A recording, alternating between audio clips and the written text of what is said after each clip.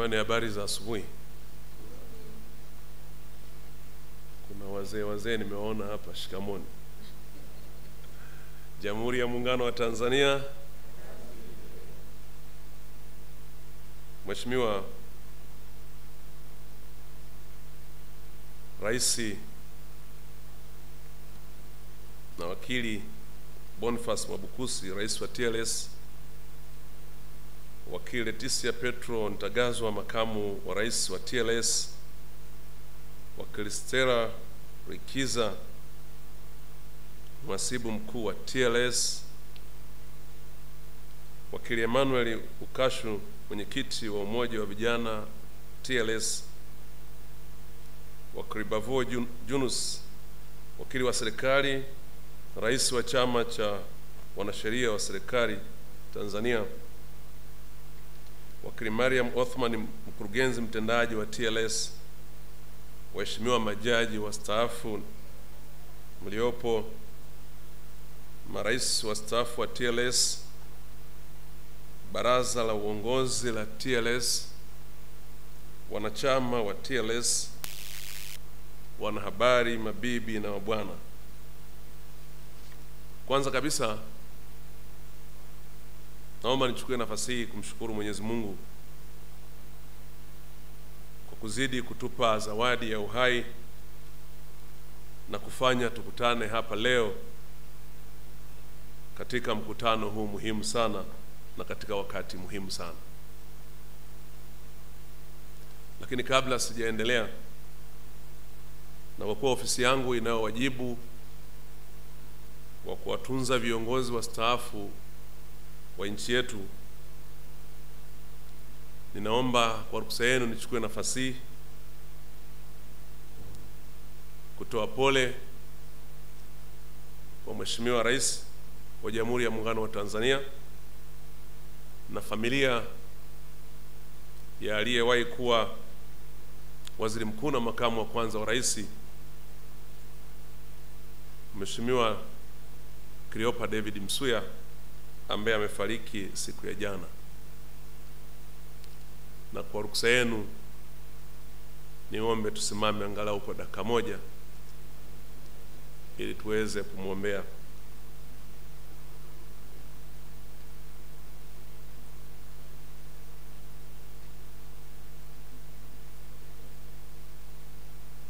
Mwenyezi Mungu aiweke roho ya marehemu Cleopa David Msuya mahala pema peponi. Amina.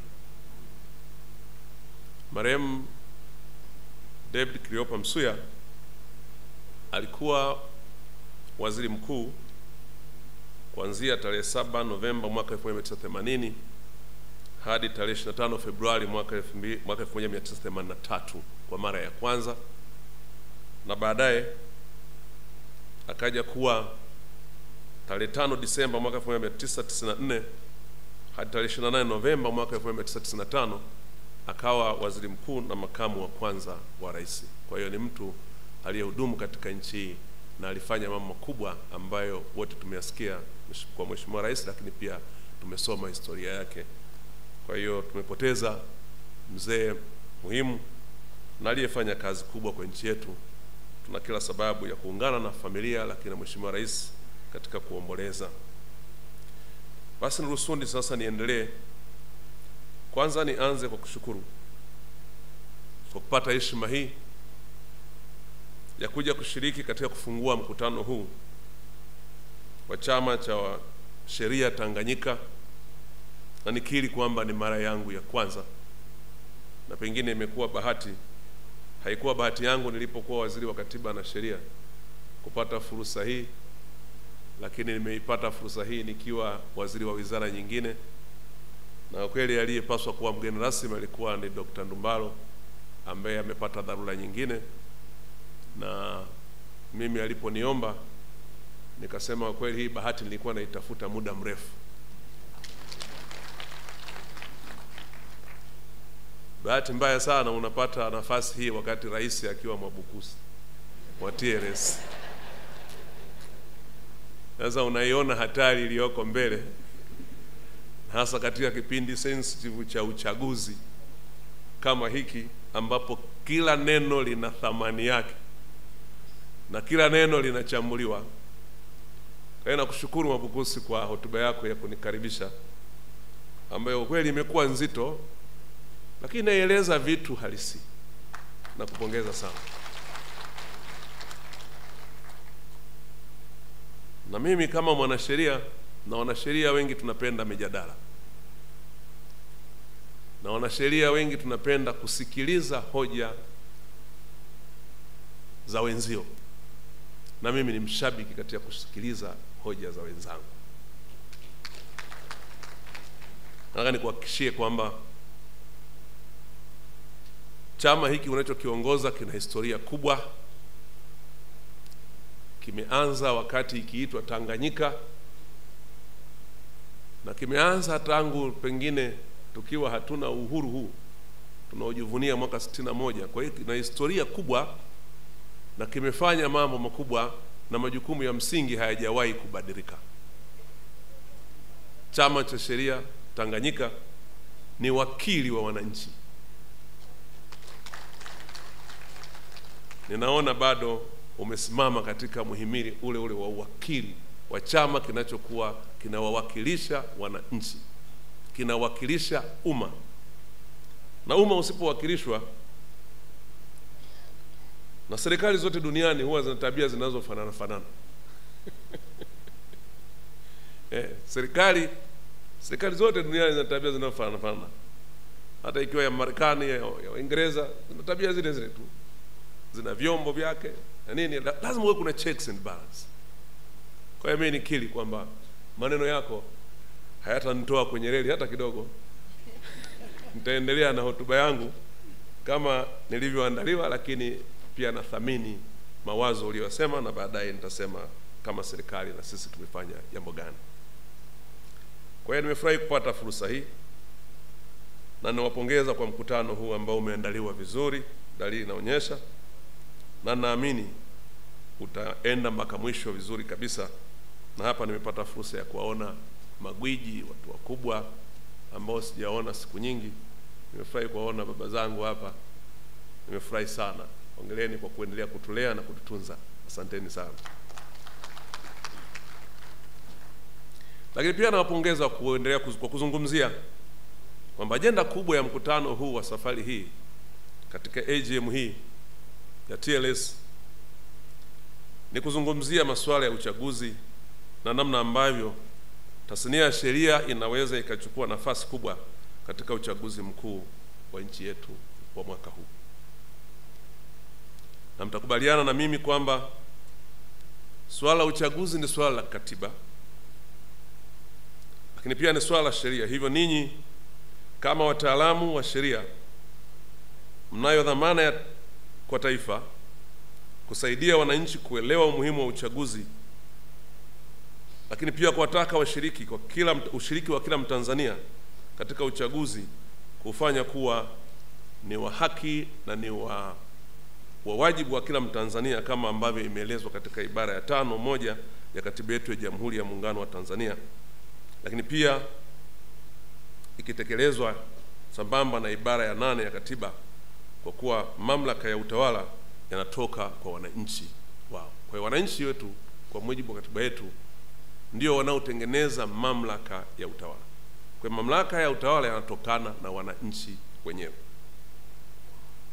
Ndugu washiriki, uchaguzi huru na wa haki na wa kuaminika ni nguzo kuu ya kidemokrasia, na serikali inatambua kuwa msingi wa uchaguzi bora ni kuheshimu na kuzingatia utawala wa sheria.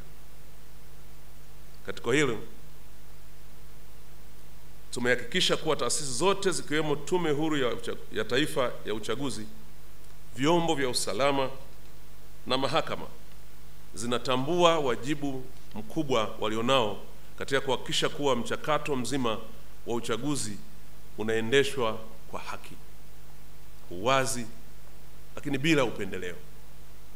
Serikali ya Jamhuri ya Muungano wa Tanzania imejizatiti kwa dhati katika kuhakikisha kuwa mfumo wetu wa kisheria unalindwa, unaheshimiwa na unatumika kama msingi wa haki na maendeleo. Tunatambua kuwa hakuna maendeleo ya kweli bila utawala wa sheria, na hakuna haki ya kweli pasipo uwajibikaji. Hatuwezi kuwa na uchaguzi wa kweli kama sheria haziheshimiwi au kama matokeo ya uchaguzi hayalindwi kwa njia za kisheria. Hii ndiyo sababu serikali inazidi kuimarisha mfumo wa kisheria. Ndugu washiriki, dhana ya uwajibikaji ni moyo wa utumishi wa umma na msingi wa uongozi wa kidemokrasia. Katika mfumo wetu wa uchaguzi wa vyama vingi, wananchi hupewa nafasi ya kuwachagua viongozi wanaoamini watawatumikia kwa uaminifu, uadilifu na uwajibikaji wa hali ya juu. Hii ni dhamira ya kujenga taifa lenye uwazi, usawa na maendeleo ya kweli. Hivyo serikali yetu itaendelea kusimamia kwa nguvu zote misingi ya uwajibikaji kwa viongozi wa kuchaguliwa na kuhakikisha kuwa kila mmoja anatimiza wajibu wake kwa kuzingatia maslahi ya wananchi na taifa kwa ujumla. Ni kwa njia hii pekee demokrasia yetu itakuwa imara na tija ya uchaguzi itaonekana katika maisha ya kila Mtanzania. Ndugu washiriki, ningependa tujikumbushe kuwa dhana ya uwajibikaji katika mchakato wa uchaguzi inahusisha wajibu wa wadau wote wa uchaguzi, ikiwemo Tume Huru ya Uchaguzi, wagombea, vyama vya siasa na wananchi kutekeleza majukumu yao kwa uwazi, uadilifu na kwa kuzingatia misingi ya haki na usawa. Kwa upande wa Tume Huru ya Uchaguzi, wajibu wao ni kuhakikisha kuwa kila hatua ya uchaguzi, kuanzia maandalizi ya uchaguzi, kampeni, upigaji kura hadi kutangazwa kwa matokeo, inafanyika kwa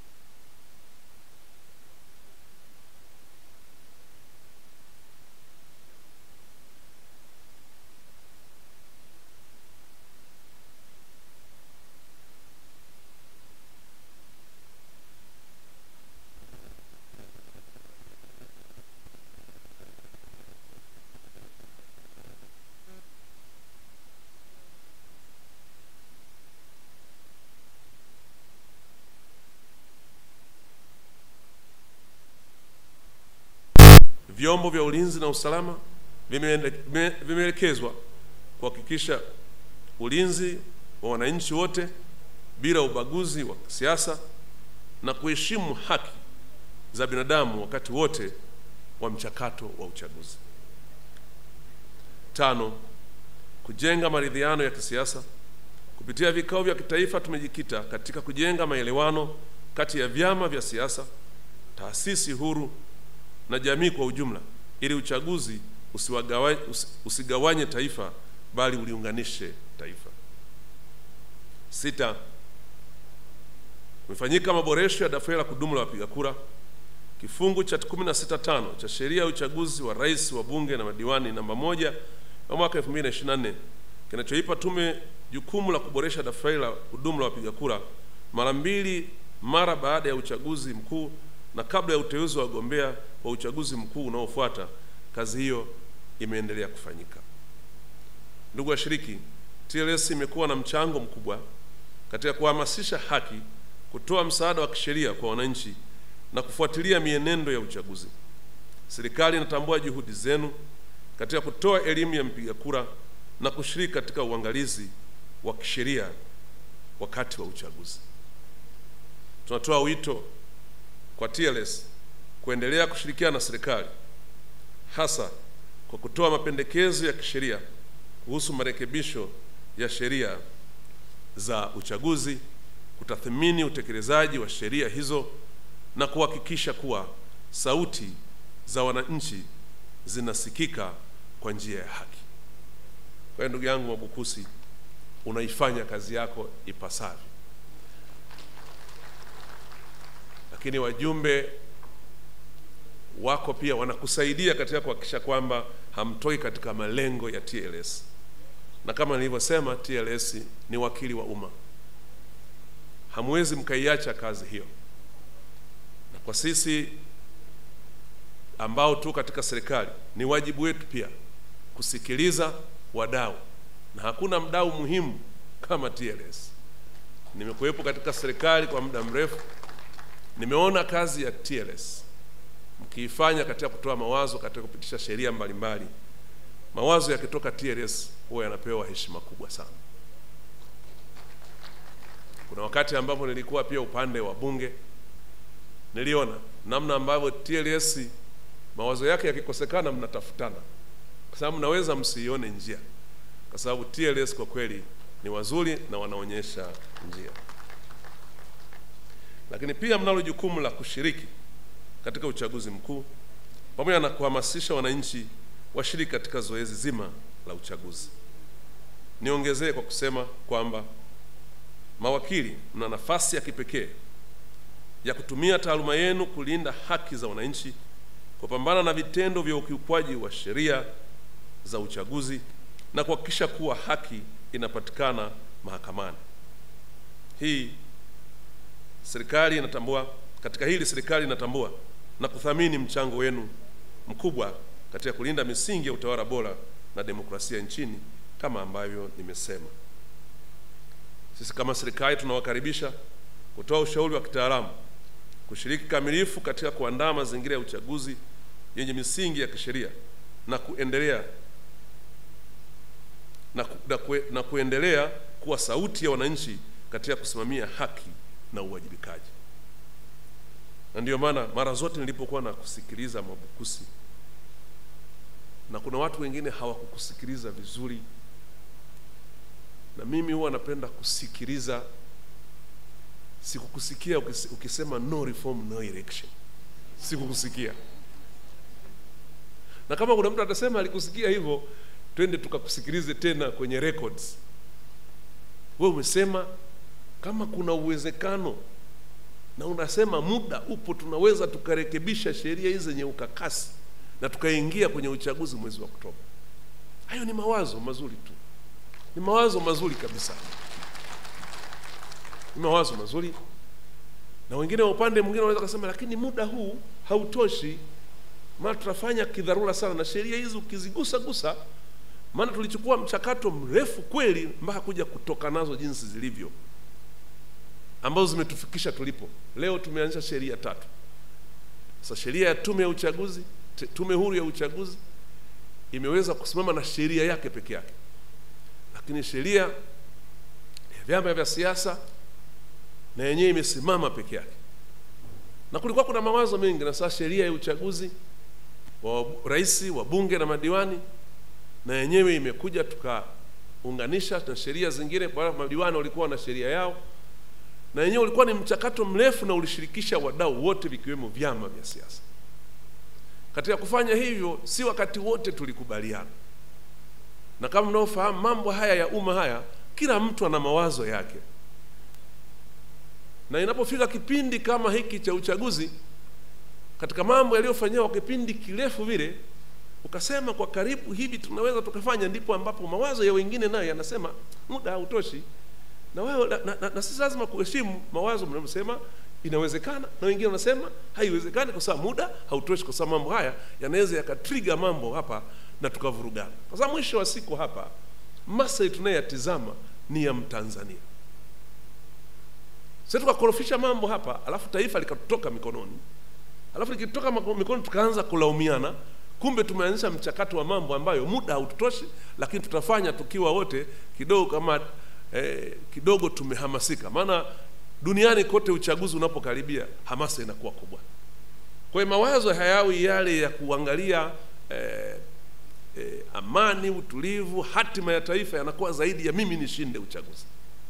Hii haipo tu kwenye vyama vya siasa peke yake, kwamba vyama vya siasa vinataka kushindana na CCM. Hata ndani ya Chama cha Mapinduzi chenyewe inapofika wakati wa uchaguzi tunakanyagana kweli kweli. Tena huko ndo tunakanyagana kuliko hata huko kwingine. Ukiniambia mimi hapa mbunge wa Kibakwe, ukiniambia upinzani wa nchi haupo. Yaani mimi wapinzani wangu kule ni CCM. Nashughulika nao kweli kweli ili ni baki. Haupo. Yaani ukiniambia vyama si chama gani, havipo. Nenda Kibakwe, twende na mimi na wewe kesho. Kafanya utafiti wako. Hamna. Pule ni CCM watupu, tunakanyagana wenyewe. Watu wakishakosa kura za maoni, ameteuliwa mtu ndo wanahamia kuanza kutafuta vyama vingine. Sasa kinaanza chama, kinaanza siku 2-3 mkianza uchaguzi na chenyewe kimekwisha. Kwa hiyo shida wakati wa uchaguzi iko ndani ya CCM kuliko hata nje ya CCM. Kwa hiyo wakati wa uchaguzi mawazo mengi yanakuwa ni mimi nishinde uchaguzi. Mimi nishinde uchaguzi. Na hata mimi hapa na kipindi cha 4 naenda cha 5, lakini ubunge wa safari na uhitaji kuliko wote uliopita.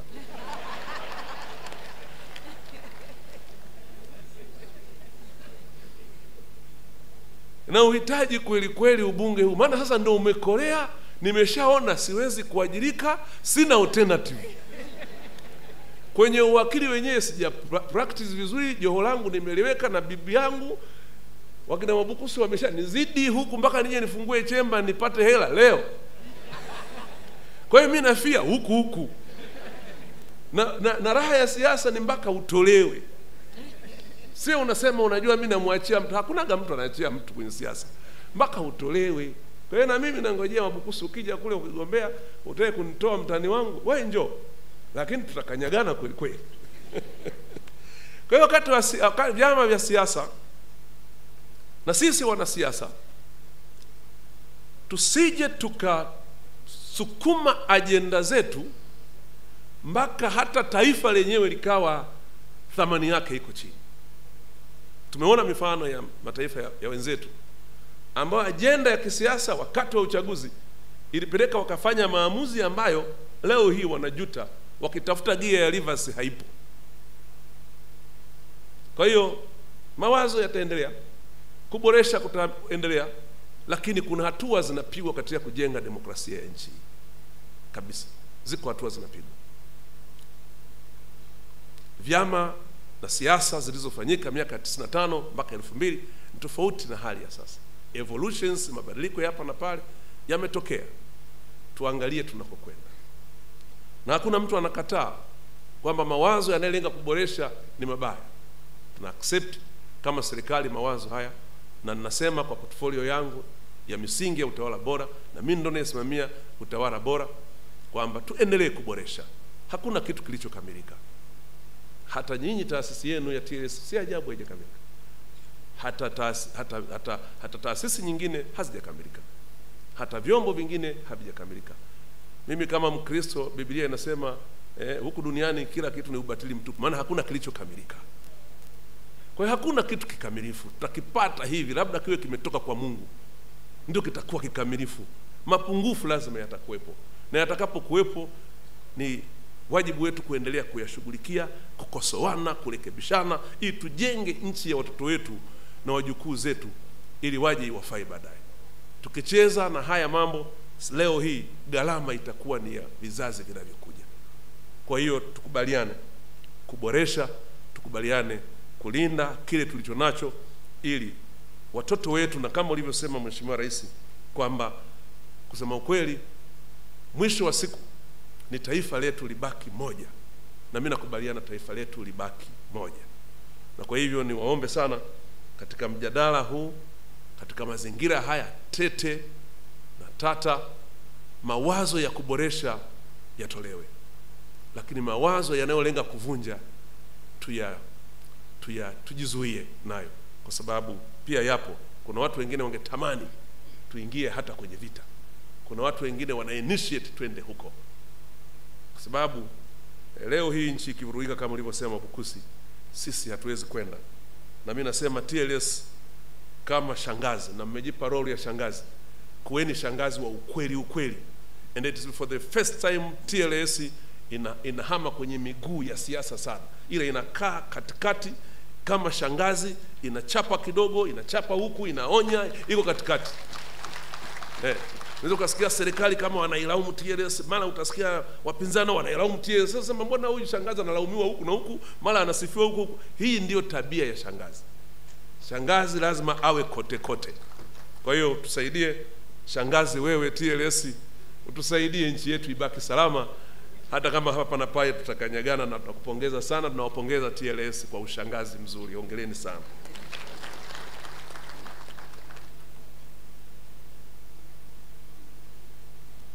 Ni wapi hadithi moja nimalizie hotuba yangu. Na mimi nishaanza kuwa mzee. Sasa wazee bila hadithi uzee haunogi. Kila babu kusema bado vijana. Bwana mmoja akiwa yeye na familia yake, alikuwa na mtoto wake na yeye na mke wake wako mashambani, mbali huko mashambani. Mimi nikisema mashambani, wale watu wa zamani mnajua. Mashambani kwanza hata maji yenyewe ya kunywa yanapatikana kwa tabu sana. Mnaweza mkaenda ukapewa kibuyu, siku hizi mnasema vidumu, ukachukue maji umbali mrefu sana kwa ajili ya kuwaletea watu wanaofanya kazi shambani. Sasa yule mzee alikuwa kule mashambani, yuko na familia yake. Halafu wana mtungi, kuna ile mitungi ya kinyumbani ile ambaye ina shingo ndefu. Wahe mnasema kitsiro, si ndio? Kile yenye shingo ndefu. Wameweka maji mle na wameshapiga hesabu kwamba hapa ni mwezi mzima sisi maji haya yatatutosha. Au la, mvua ikitukuta ikinyesha basi tutakinga kwa sababu tunao mtungi. Na vyombo kule shambani na miaka hiyo ni vigumu kuwa na chombo kingine. Hakuna plastiki, ndoo ya plastiki wala nini, ni mtungi. Na mtungi huo ndo mama anaenda kubebia maji huko kwenye kuchota, akija pale akiweka na maji ndio hayo hayo. Sasa mama akiwa anaingia kule ndani kuingia kwenye mtungi, anakuta nyoka anatoka juu kwenye ukuta, anatumbukia kutoka kwenye kibanda kule shambani, anaingia kwenye ule mtungi. Akamwambia baba, kuna nyoka ameingia kwenye mtungi. Na nyoka unajua kwenye mtungi anaishe, ataingia mle, lakini ataweka shingo yake, ukipeleka mkono atakung'ata. Sasa wakati nyoka ameingia na maji ndio yale, kwa hiyo ni shida, na ni umbali mrefu sana, kupata maji mwingine ni mtihani. Mtoto akaambia, kama nyoka ameingia tuvunje mtungi. Baba akaambia, ukivunja mtungi sasa tutakosa maji. Mama akasema basi tumwage maji. Na tukimwaga maji sasa tutakosa maji, tutakosa mtungi. Sasa tufanyeje? Akaambia bwana, hapana, tusubiri kwanza, tutumie maarifa, nyoka huyu atoke ili tubaki na mtungi, tubaki na maji, halafu tutajua namna ya kuyafanya haya maji yatufae. Katika wakati wanabishana kidogo mtihani ukawa mgumu, kwa sababu kuna wazo la kumwaga maji ili nyoka atoke, kuna wazo la kupasua mtungi ili nyoka atoke. Sasa sijui tuchukue wazo lipi. Bahati nzuri akatokea jirani, naye amekuja kuomba maji kwa shamba la jirani. Bwana, maji yameisha, kile kibuyu kimepasuka njiani, zamani kwa maji kwenye vibuyu. unaweza katoka huko riski ya 75%, lazima kitapasuka njiani kibuyu. Au kikifika ni kwa bahati. Akaambia mimi nayo maarifa ya kuhakikisha unyoka anatoka.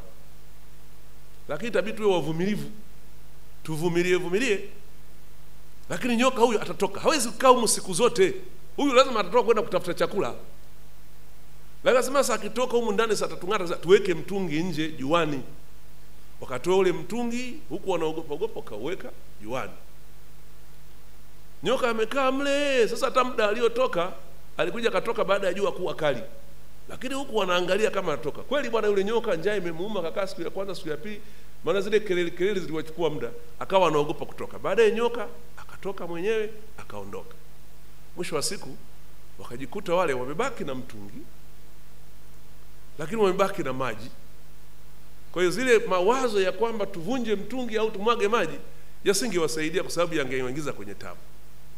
Kwa hiyo niwaombe sana TLS, na niwaombe wa Tanzania wote, tusiwe na haraka ya kuvunja mtungi wala kumwaga maji. Tuvumilie, nyoka atatoka mwenyewe. Na baadaye tutabaki na mtungi, kama nchi yetu tutabaki na maji, kama chakula chetu, na nchi itasonga mbele. Ndugu wajumbe na washiriki,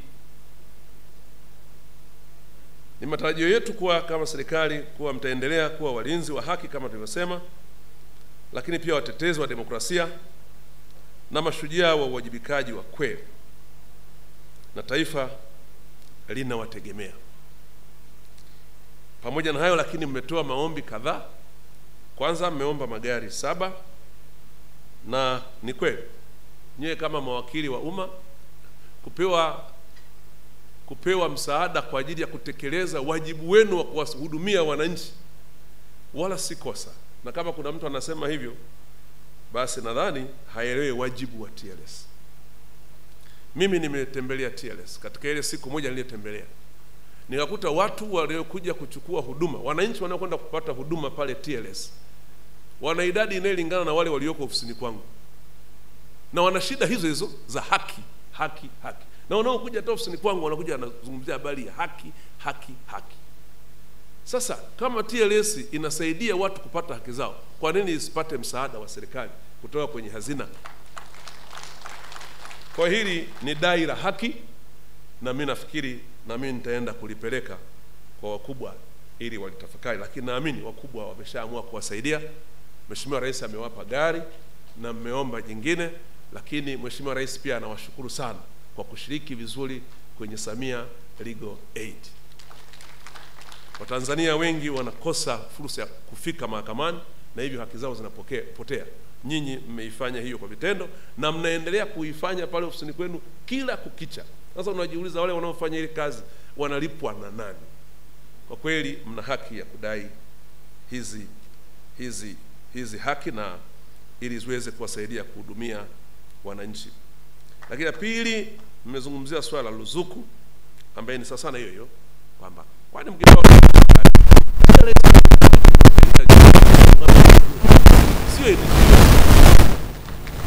TLS ni taasisi ya umma.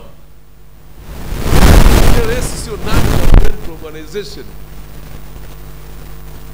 Kwa hiyo kupewa haki, kupewa fungu la kuendesha kutuhudumia Watanzania ni kazi ile tu.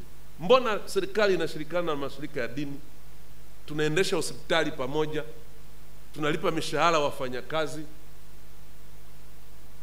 lakini tunapeleka mgao wa dawa na vifaa tiba ili Watanzania wapate huduma. Haki kuna njaa kubwa ya haki katika nchi yetu. Kwa hiyo ni vizuri kwa kweli mnavyoeleza haya, na sisi kama serikali, kama ninavyosema, mimi nitakuwa wakili wenu, nitayapeleka haya serikalini. Na jingine la utawala bora wa sheria, kuanzishwa kwa chombo, na nimezungumzia habari ya tume kwamba ina jukumu hilo, lakini imebanwa. Kama ni kubadilisha sheria ili kufikia malengo ya chombo hiki ni sawa, na kama ni kuanzisha chombo kingine, kwenye nchi zingine uko utaratibu wa chombo kinaanzishwa kwa ajili ya kuviangalia vyombo vya enforcement. Kwa hiyo sio dai geni, wala sio hapa eti kuna wanaharakati. Hapa kuna science ya kudili na mambo ya jamii. Kwa hiyo mimi naona na lenyewe hili ni wazo sio baya, linaweza likachukuliwa na likasaidia katika kuboresha misingi ya utawala bora, lakini na kusaidia nchi yetu kusonga mbele. Ndugu zangu, nawashukuruni sana kwa kunisikiliza. Nilikuwa nimejaribu kuvaa viatu vya aliyekuwa mgeni rasmi. Sina kama nimemwakilisha vizuri sana, lakini na mimi ni mwenzenu, msinitenge. Na mambo huku yakiisha, kama ubunge kukosekana, nitaingia huku. Kwa hiyo nawashukuruni sana kwa kunisikiliza.